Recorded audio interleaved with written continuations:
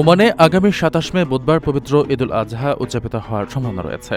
দেশটির মহাকাশ বিজ্ঞান ও জ্যোতির্বিদ্যা বিশেষজ্ঞ ডক্টর সুবাই বিন রহমান আল সাদি মহাজাগতিক হিসাব নিকাশের উপর ভিত্তি করে এই পূর্বাভাস দিয়েছেন।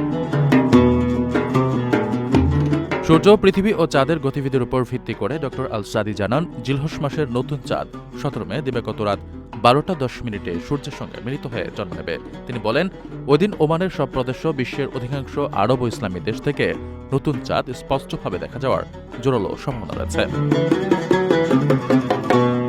বিশেষ করে মাস্কাট প্রদেশে সূর্যাস্তের প্রায় ৫৫ মিনিট ৪৬ সেকেন্ড পর চাঁদটি অস্ত যাওয়ার কথা রয়েছে। এ সময় চাঁদটি সূর্য থেকে প্রায় ১২ ডিগ্রি দূরে এবং পশ্চিম দিগন্ত থেকে ১১ ডিগ্রি উপরে অবস্থান করবে, যা খালি চোখে চাঁদ দেখার জন্য অত্যন্ত অনুকূল। জ্যোতির্বিজ্ঞানের হিসাব অনুযায়ী ১৮ মে জিলহজ মাসের প্রথম দিন হিসেবে গণ্য হবে।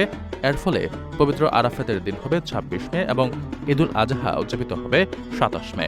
ওমানের ওয়ার্ল্ড ডিগ্রি অনুযায়ী দেশটিতে জিলহজ মাসের ৯ থেকে ১২ তারিখ পর্যন্ত ঈদুল আজহার সরকারি ছুটি পালিত হয়ে থাকে। ঈদের প্রথম দিন শুক্রবার পড়লে ক্ষতিপূরণ হিসেবে অতিরিক্ত একদিন ছুটি দেওয়া হয়।